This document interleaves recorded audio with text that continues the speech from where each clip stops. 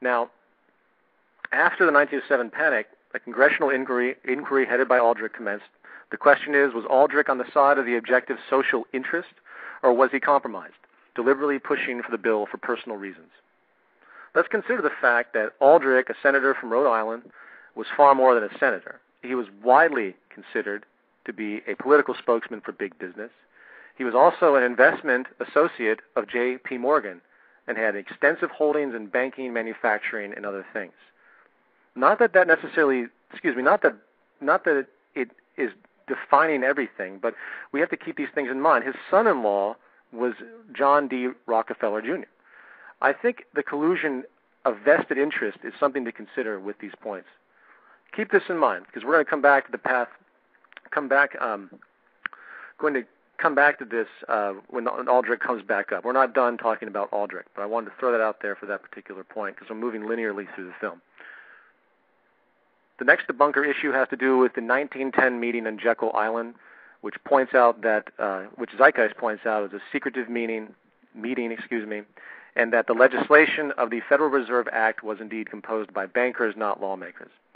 Bunkers, of course, take the issue that the secrecy and the notion that the bill was written by banks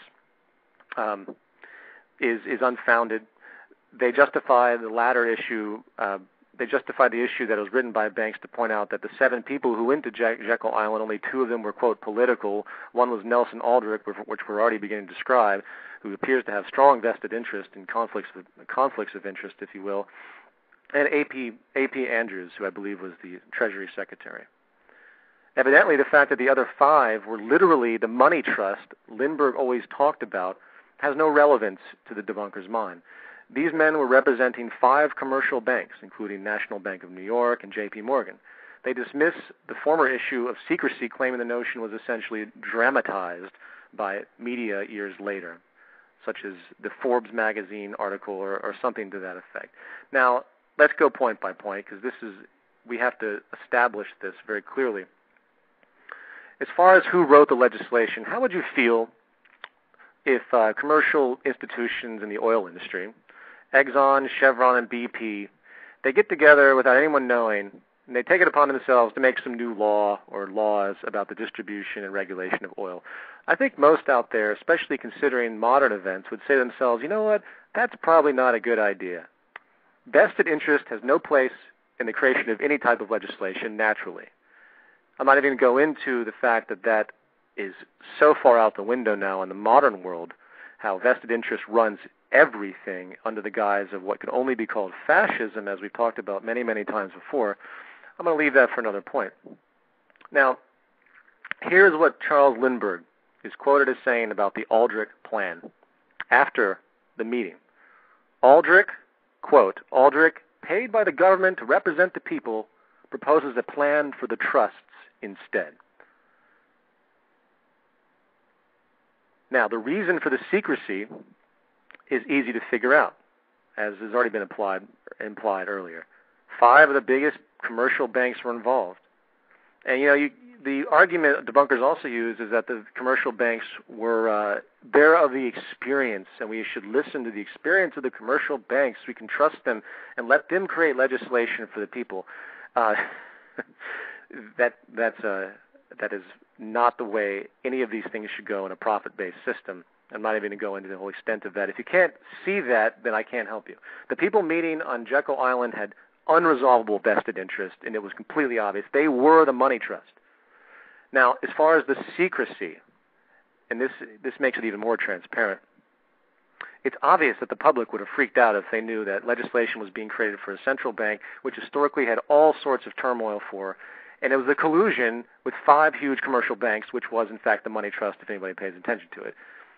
Regardless of the debates of whether it was secret or not, well, let's listen to Paul Warburg. In 1930, Paul Warburg, of one of the banks, he was there, and he wrote a book called The Federal Reserve System, Its Origins and Growth.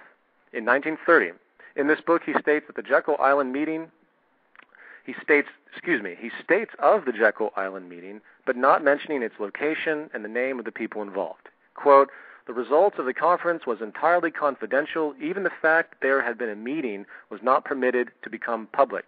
He added later in a footnote, quote, though 18 years have gone by, I do not feel free to give a description of this most interesting conference concerning which Nelson Aldrich pledged all participants to secrecy. Similar statements were also made by other attendees, including Frank Vanderlip saying that, quote, "We were told to leave our last name behind us. If it were to be exposed publicly that our particular group had got together and written a banking bill, that bill would have no chance whatever of passing by Congress." Well, no shit.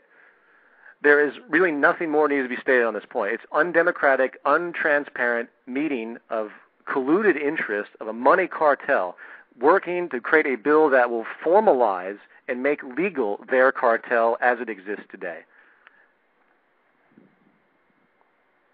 Let's keep going. The next issue has to do with Woodrow Wilson's political support by the bankers for his presidential run, knowing he would sign the Federal Reserve Act.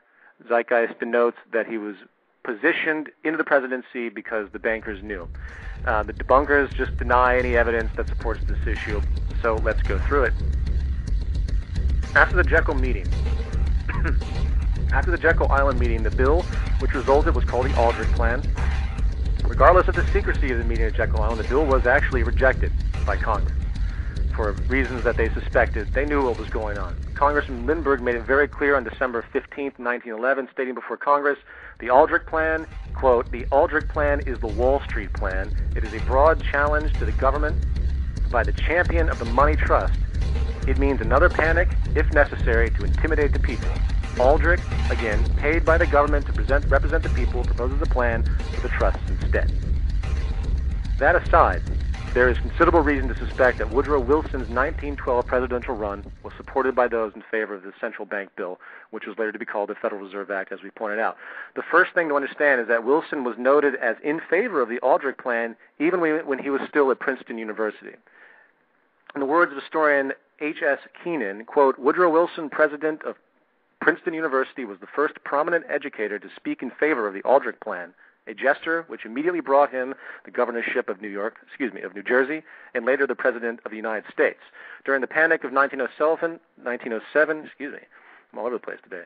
During the Panic of 1907, Wilson declared that all this trouble could be averted if we appointed a committee of 6 or 7 public-spirited men like J.P. Morgan to handle the affairs of the country."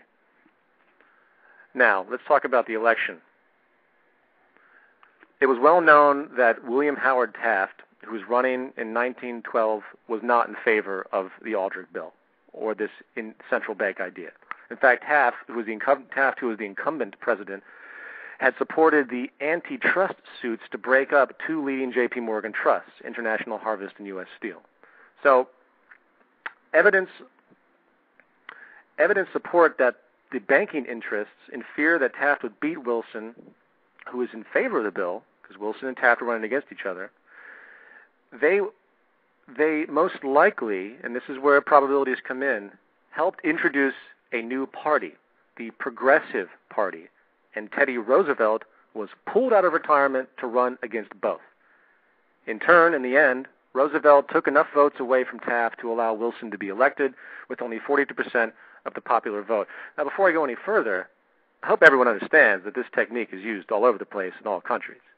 It is very common and well documented that if you have 2 candidates, one candidate that has the upper edge, you throw in a third party that is similar to the opposing candidate, or vice versa, depending on how the strategy wants to work out, and you steal votes from the leading candidate, and you divide the vote, and the person loses. This is very common. And even years later, Roosevelt knew and admitted that he was used as a pawn in this means. Here's how it actually works, to go into detail, because I can't just say these things or debunkers will just blow them off and not research any of the information. It worked like this. A man named George W. Perkins and a man named Frank Munsey, individuals who worked for J.P. Morgan or used to work for them right before they started to go into political interest, they funded both Roosevelt and Wilson.